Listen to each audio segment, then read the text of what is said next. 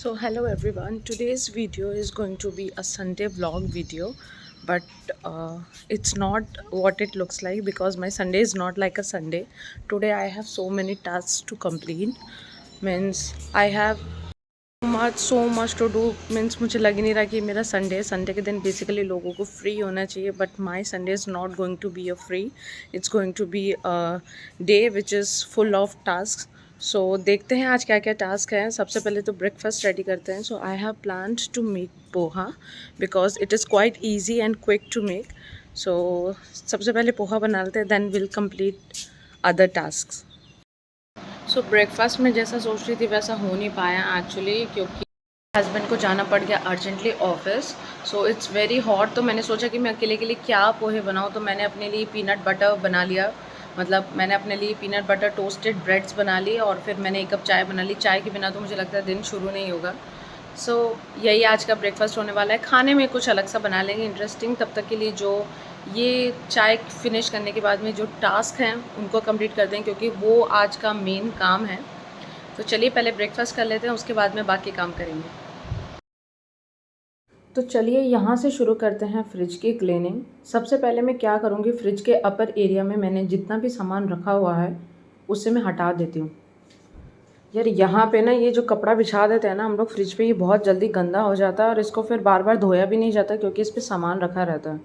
तो इस बार मैं कोशिश करूँगी ये वाला कपड़ा ना बिछाऊँ, क्योंकि कपड़ा नहीं बिछेगा तो मैं उसको आसानी से क्लीन कर सकती हूँ. फ्रिज तो बहुत ही ज़्यादा मेस्ड अप है, दिख रहा है वो तो यहाँ से. फ्रिज को भी क्या करना पड़ेगा, एक एक करके सारा सामान खाली करना पड़ेगा. फिर इसके जितने भी ये सब drawers, utility baskets and all है, इन सबको हटा के क्लीन करना पड़ेगा. तो सबसे पहले यहाँ पे मैंने फ्रिज में जितना भी सामान रखा हुआ है उसे मैं एक एक करके हटा देती हूँ और यहाँ किचन की स्लैब पे रख देती हूँ.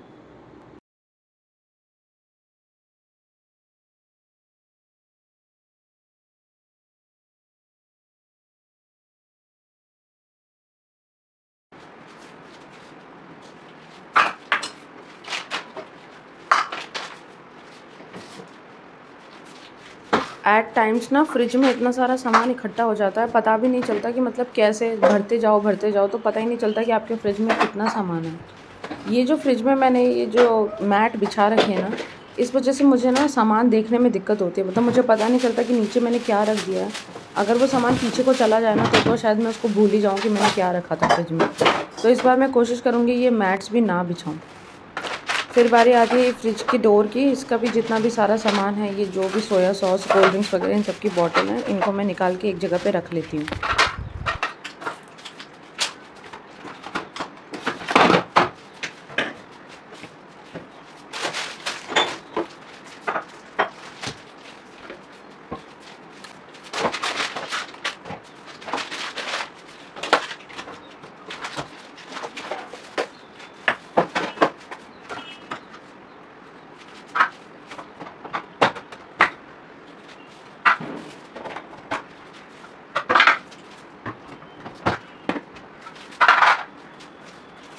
सबसे बड़ा टास्क तो ना इस ग्लास वाले इनको ये क्लीन करने का है, क्योंकि ये ना मतलब बहुत ज़्यादा गंदे भी हो जाते हैं और इनको बहुत ध्यान से हैंडल करना पड़ेगा. नहीं तो गलती से भी मेरे हाथ से छूटा या कुछ भी हुआ तो ये बेकार है, तो टूट जाएगा.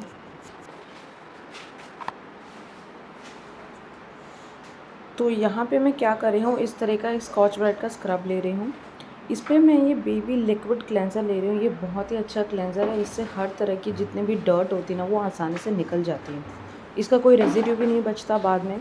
तो इसको मैं क्या करूँगी ना, अच्छे से थोड़ा पानी में भिगो के जितनी भी ग्लास की प्लेट्स हैं ना उनको इसी से क्लीन करूँगी, क्योंकि इससे बहुत अच्छी क्लीनिंग होती है और मतलब एक बार में ही अच्छे से साफ़ हो जाएगा. जहाँ भी मतलब गंदगी वगैरह लगी होगी, दाग होगा कोई भी, तो वो ईज़िली हट जाएगा.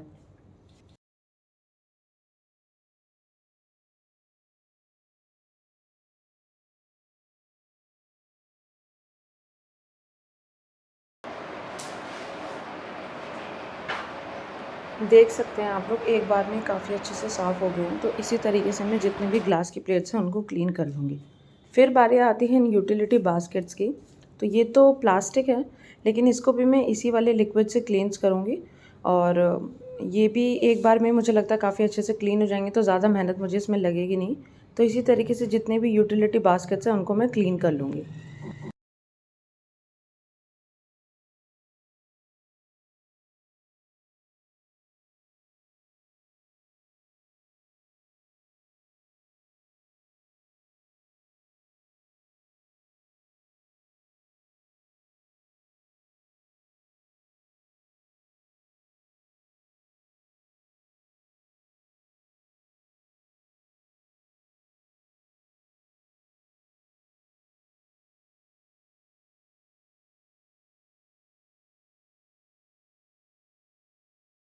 फ्रिज की जितनी भी प्लेट्स और बास्केट्स हैं उनको क्लीन करने के बाद में अब बारी आती है पूरे फ्रिज को क्लीन करने की। तो यहाँ पे मेरा पूरा फ्रिज खाली है, तो मैं वही स्कॉच ब्राइट लेके उसी पे वही वाला लिक्विड डाल के बेबी लिक्विड क्लेंजर जो मॉरिसन्स का है, उस नहीं सॉरी लव लैब का लिक्विड है, उसका लव लैब से है वो बेबी क्लेंजर लिक्विड। तो उसको लेके मैं पूरे फ्रिज को इसी से क्लीन करूँगी। जहाँ भी जो भी मुझे लगता है जो पार्ट्स ज़्यादा गंदे हैं या जिस हिस्से में ज़्यादा गंदगी लगी है, तो वहाँ पे थोड़ा सा मैं अच्छे से रगड़ दूँगी ताकि सब कुछ साफ़ हो जाए।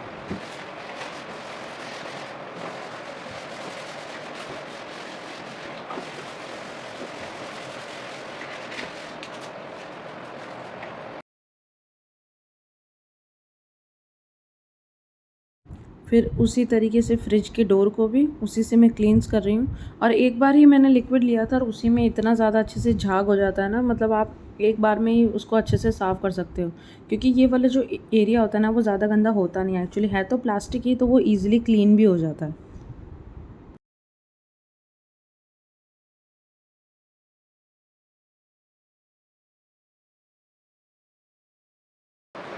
तो यहाँ पे मेरा बेबी भी मेरे पास आ गया, देख रहा है कि मम्मा क्या कर रही है। तो आप लोग क्या करें, फ्रिज को क्लीन करने के बाद में ना इस तरीके का एक टॉवल लें, उससे फिर फ्रिज को साफ़ करें, तो उससे ना ज़्यादा अच्छे से सफाई होगी। मतलब आपने एक बार स्क्रब तो कर ही लिया है, तो इस टॉवल से उसके बाद में उसको क्लीन करना है, तो ज़्यादा अच्छे से शाइन भी आएगी और क्लीन भी हो जाएगा, कुछ भी मतलब रेजिड्यू है वो बचेगा नहीं।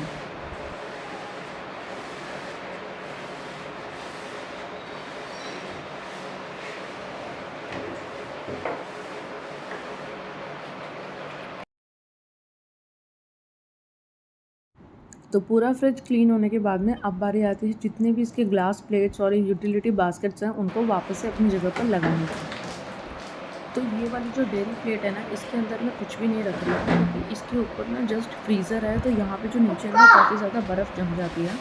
तो मैं कोई सामान रखती हूँ ना, तो वो अंदर फिर ये ड्रॉर खुलता नहीं है।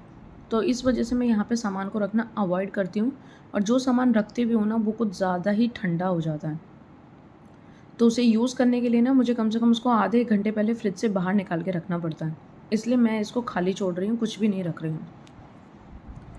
और एक बार और इन सारे आइटम्स को अपनी जगह पे लगाने के बाद में मैं फिर से इनको टॉवल से क्लीन कर रही हूँ ताकि कुछ रह ना जाए।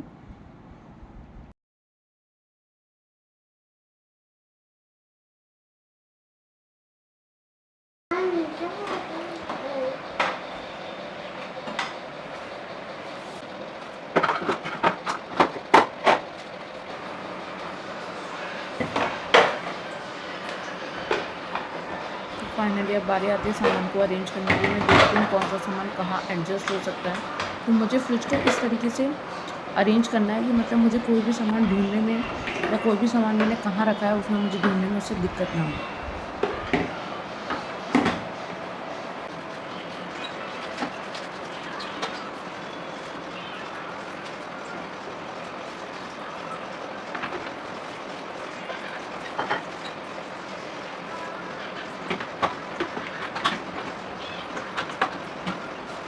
फ्रिज में काफ़ी हद तक जगह तो ना ये सॉस की बॉटल्स एंड ऑल ही ले लेती है, मतलब जितना भी मेरे पास पेरी पेरी मेयोनीज़ वगैरह है, ये हर चीज़ का सिरप है, soya sauce, red chilli sauce, vinegar and all है, आधी जगह तो मुझे लगता है इन्होंने ले ली फ्रिज में।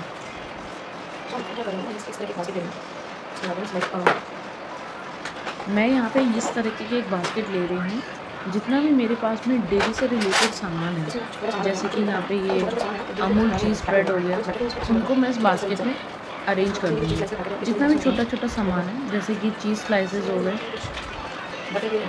ये चीज़ के क्यूब्स हो गए, बटर के छोटे छोटे पैकेट्स हो गए, तो ये सारे इस बास्केट में आराम से आ जाएंगे। तो इस बास्केट को मैं सारा मतलब अरेंज करके अपने सामान इस साइड में बास्केट को रख दूँगी, ताकि मुझे पता रहे कि जितना भी डेयरी से रिलेटेड सामान है वो मैंने यहाँ रखा है।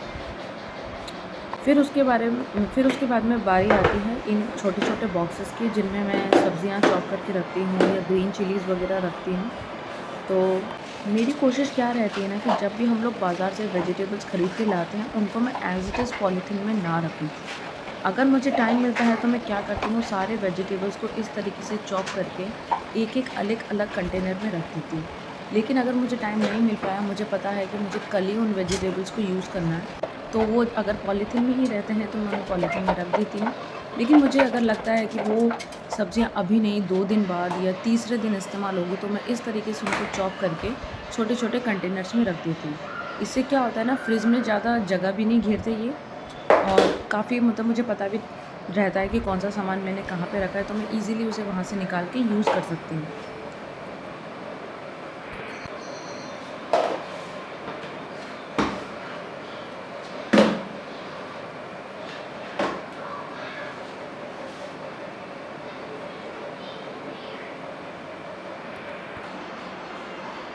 तो टमाटर को मैंने इस तरीके से एक छोटे से कंटेनर में रख दिया है, ईज़िली आ भी गए और अच्छे भी दिख रहे हैं।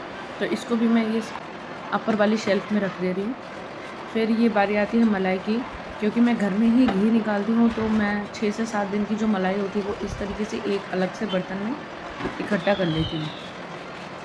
तो दूध अगर मेरे पास में ज़्यादा क्वांटिटी में है तो मैं उसे पतीली में ही रखती हूँ, लेकिन अगर मेरे पास में दूध थोड़ा कम क्वांटिटी में है तो मैं इस तरीके से एक छोटे लोटे में उसको सारा दूध निकाल के ऐसे मतलब लोटे में निकाल लेती हूँ, ताकि फ्रिज में जगह कम घेरे वो।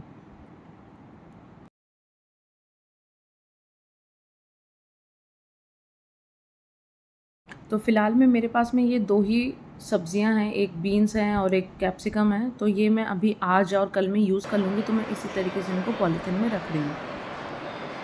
Finally, my fridge is all cleaned and organized and I feel so happy. Literally कितना अच्छा लग रहा है कि फ्रिज साफ़ हो गया, अरेंज भी हो गया। Wow, it's a very good feeling.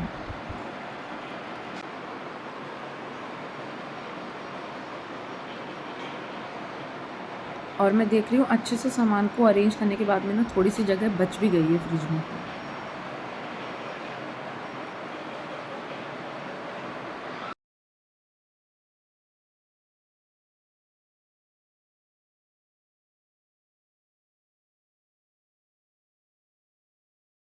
Ma'am, where are we going? To meet your friend?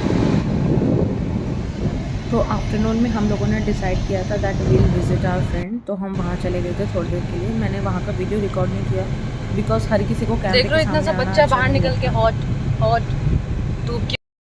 After coming back home I got this huge pile of clothes to be arrange, और मैं बहुत ज़्यादा परेशान हो गई थी इसे देख के। Kittu, will you help me, कैसे होगा ये सब? गॉड, सीरियसली थोड़ा थोड़ा लेके करती हूँ।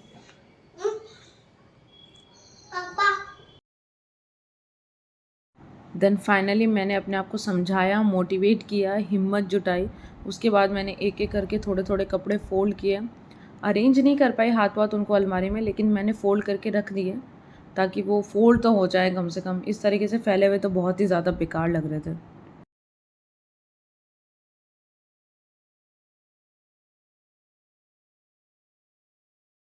फाइनली ये भी सेट हो गए। After all this mess I had some dancing fun moments with my baby. बहुत इंजॉय किया हम लोगों ने।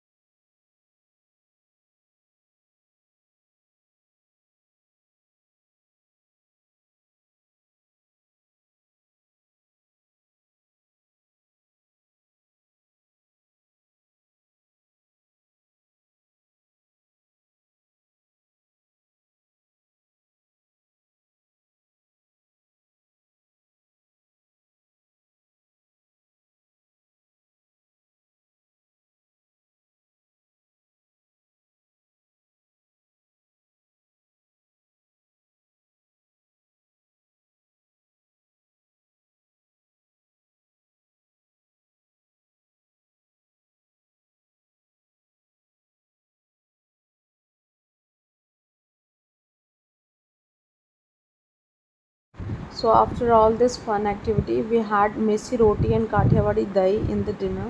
It was delicious. So finally हो चुकी है रात। आज का ब्लॉग होता है यहीं पे ख़त्म। We had a very tasty dinner.